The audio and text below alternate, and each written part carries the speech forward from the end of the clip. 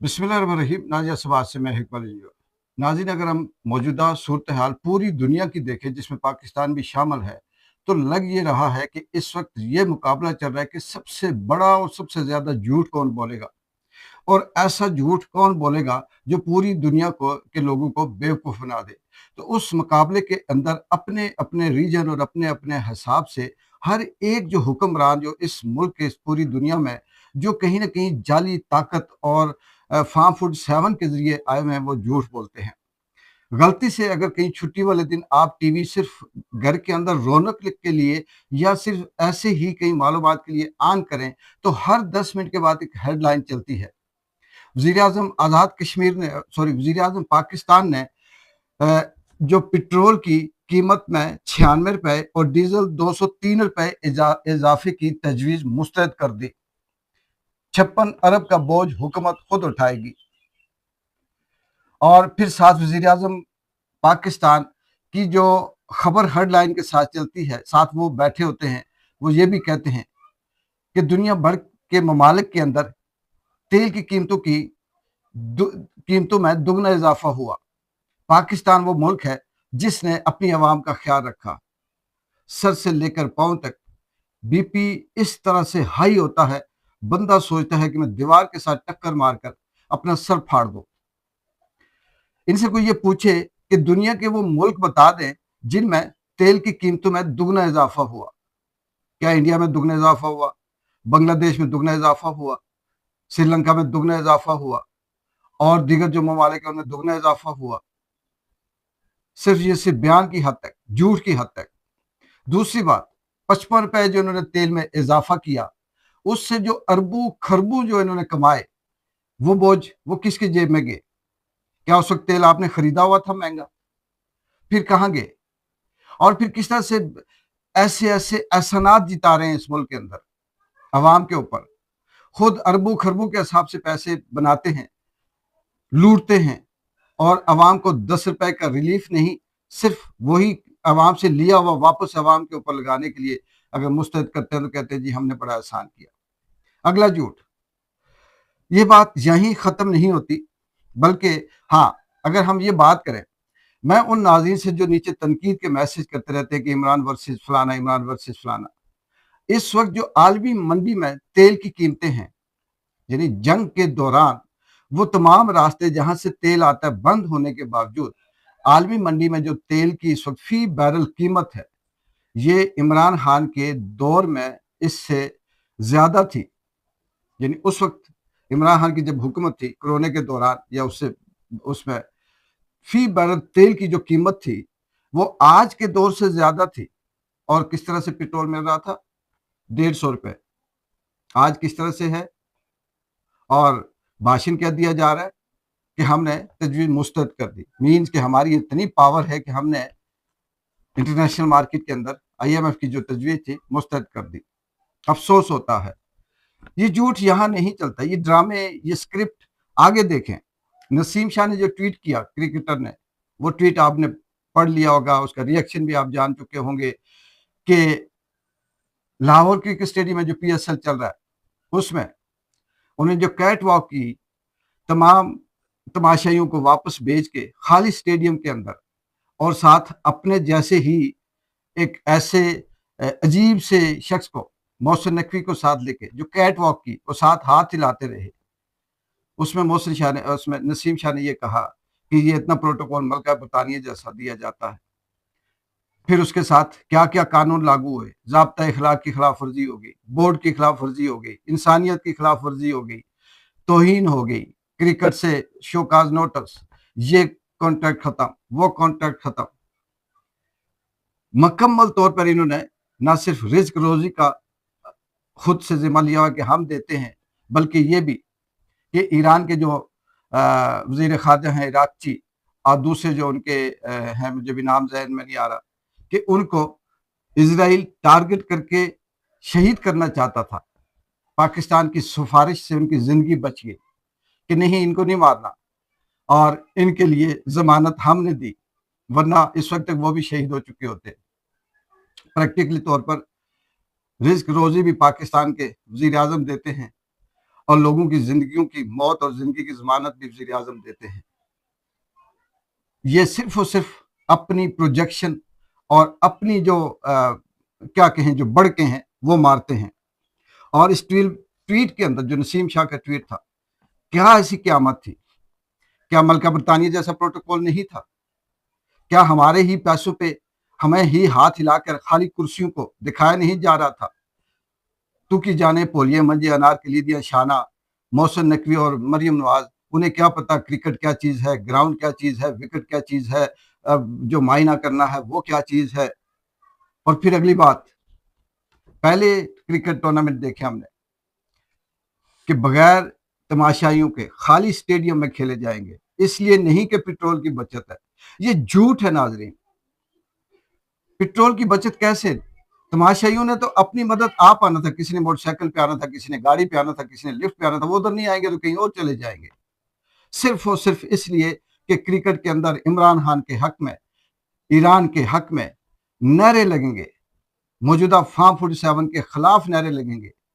وہ خبریں پھر عالمی میڈیا میں جائیں گی اور پاکستان کی بدنامی ہوگی. پتہ ہی نہیں چلے گا کون نعرے لگا رہا ہے، کس کس کو پکڑیں گے، کس کس کو ماریں گے. اور بہانہ کیا بنایا کہ ہم نے تیل کی بچت کی. یار آپ تیل کی بچت کو چھوڑیں، آپ صرف اپنے خرچے کم کر دیں، سب ٹھیک ہو جائے گا. آگے ڈرامہ دیکھیں، اس سے اگلے والا ڈرامہ لاہور میں آپریشن تھیٹر والا وہ سین بھی آپ نے سوشل میڈیا پہ دیکھا ہوگا کہ 2 آپریشن تھیٹر کے اندر، گائنی کے اندر جو فیمیلز ہیں ان کی ڈیلیوری کے آپریشن ہو رہے تھے، مقابلہ چل رہا ہے، یہ تھیٹر فلاں کا ہے، یہ تھیٹر فلاں کا ہے، کون پہلے آپریشن کرے گا، کون کامیاب ہوگا. شرم نہیں آتی؟ یہ ہے اس ملک کا انٹلیکچل لیول. حکومت کے لیول پہ اس سے ویڈیو بنتی ہے، وائرل ہوتی ہے، تماشا بنتا ہے، لوگوں کی زندگیوں سے کھیلا جاتا ہے، ان کے مستقبل سے کھیلا جاتا ہے، انہیں ہراساں کیا جاتا ہے. یہ جو سکرپٹ ہے یہ کسی ایک جگہ پہ نہیں. اب جھوٹ کا اگلا قدم، آزاد کشمیر کے اندر سکول بند ہے. پتہ نہیں کیوں بند ہے. ایک طرف بچوں کے پیپر شروع ہیں اور دوسری طرف یہ کہا جا رہا ہے جی کہ پٹرول کی بچت کے لیے سکول بند ہے. باقی تو مجھے سمجھ نہیں آ رہی کہ نہ ایسا کوئی موسم ہے، نہ ایسی کوئی وارننگ ہے، نہ ایسی کوئی اور چیز ہے.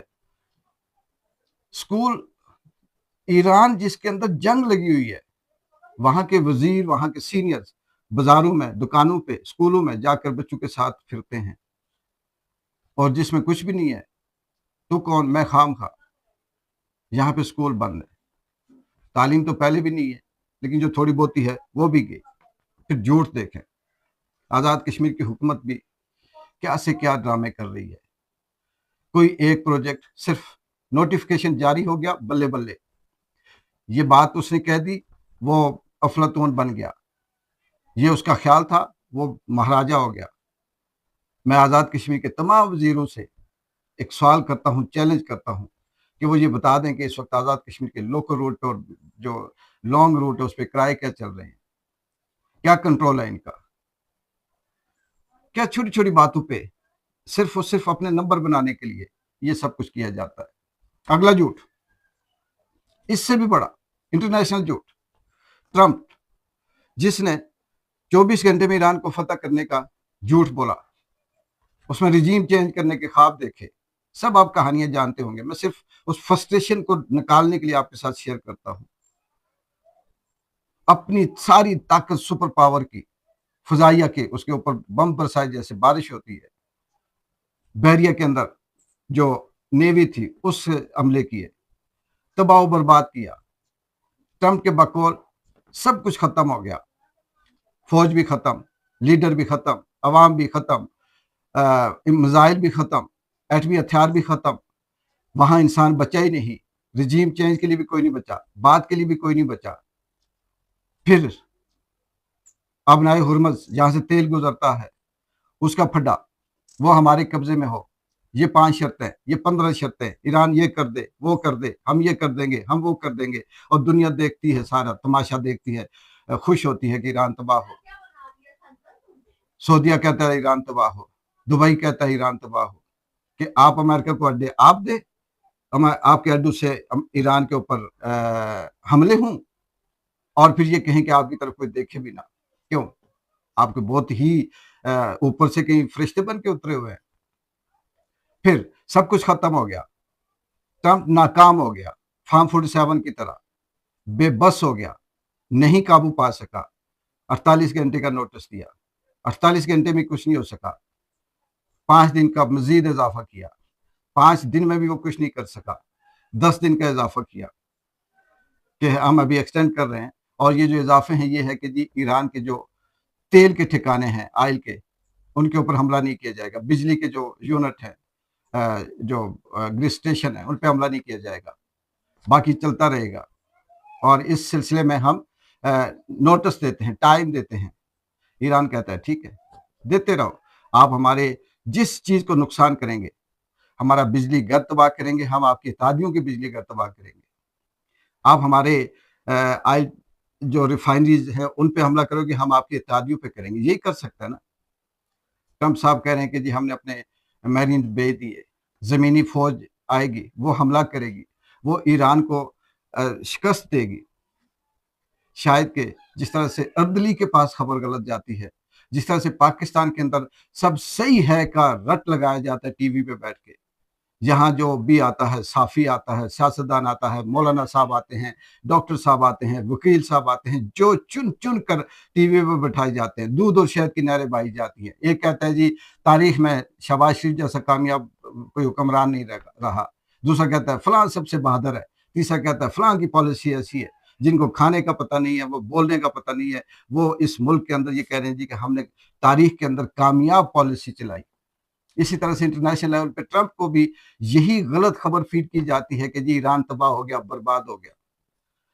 وہ ایران کی فوج کو گنتے ہیں.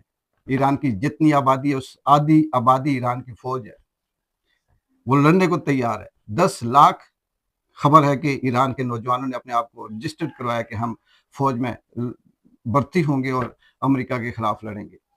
یہ خواب جیسے پاکستان کے اندر فارم 47 والوں کا خواب پورا نہیں ہو رہا پی ٹی آئی کو ختم کرنے کے لیے, اس طرح سے انٹرنیشنل ٹرمپ کا بھی خواب پورا نہیں ہوگا.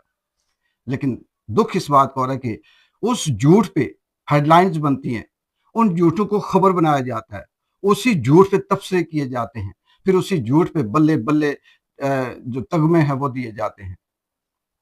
پاکستان کے اندر سہیل افریدی جو عمران خان کی رہائی کی کوئی موومنٹ چلا رہا تھا, یہ چلانے کی کوشش کر رہا ہے, کتنا مجبور کر کے رکھا ہوا ہے. عمران رہائی فورس نہیں, یہ نام ٹھیک نہیں ہے. عمران رہائی امن فورس, یہ نام ٹھیک نہیں ہے, وہ ٹھیک نہیں ہے. یہ رجسٹریشن, وہ رجسٹریشن, یہ سب کے سب سہیل افریدی کی غلطی نہیں ہے. یہ ٹائم گین ہے سارا. اس لیے غلطی نہیں ہے کہ پاکستان سارے کا سارا عمران خان کی حمایت میں نکلنے کو تیار ہے. اس میں کون سے دستخط کی ضرورت ہے, کون سے حلف کی ضرورت ہے؟ حلف نہ بھی ہو, جس نے مرنا ہے وہ مرے گا, جس نے بچنا ہے بھاگنا ہے وہ بھاگے گا. صرف ٹائم گین کرنا ہے. لیکن اس طرح سے بے بس اور مجبور کیا ہوا ہے کہ عمران خان کو رہا نہیں کرنا, عمران خان کے وکلا کو ان کی وکالت پہ دستخط نہیں عمران خان کے کروانے دینے, عمران خان کو یہیں بند رکھنا ہے, آہستہ آہستہ سب کچھ کرنا ہے, صرف اس لیے کہ عمران خان نکلے گا تو پھر ہماری وہ جو آنیاں جانیاں ہیں, وہ جو جھوٹ ہے, وہ جو پروٹوکول ہے, وہ سب کا سب ختم ہو جائے گا.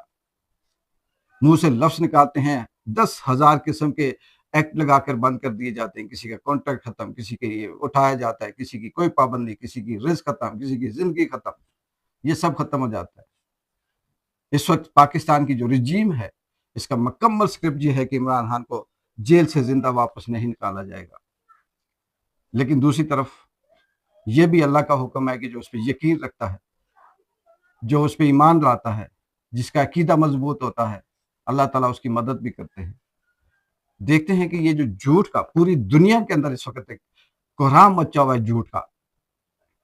خلیجی ممالک جھوٹ بولتے ہیں, اسلامی ممالک جھوٹ بولتے ہیں, یہودی جھوٹ بولتے ہیں. صرف اور صرف عام آدمی, امریکہ کے اندر بھی جو صحافی ہیں, جو عام آدمی ہیں, جو کئی اپنی رائے دیتے ہیں, وہ بھی یہ کہتے ہیں کہ ٹرمپ کی بات سمجھ ہی نہیں آتی. ہر 10 منٹ کے بعد اس کا بیان چینج. جس طرح سے ہمارے پاکستان کے اندر ایران اور امریکہ کے درمیان ثالثی کا کردار ادا کرنے چلے. بات تو اچھی ہے, لیکن کریکٹر ہوتا ہے تو ثالثی ہوتی ہے نا, کوئی لیول ہوتا ہے تو ثالثی ہوتی ہے. ایسے ہی بس بیچ میں کود جائیں، میں یہ کروا دوں گا، میں وہ کروا دوں گا، یہ ثالثی تو نہیں ہے۔ اس جھوٹ کی دنیا میں اللہ تعالیٰ آپ سب کو محفوظ رکھے۔ دیکھتے ہیں کہ آگے مزید کتنے جھوٹ بولے جاتے ہیں۔ اجازت دیں، اللہ حافظ۔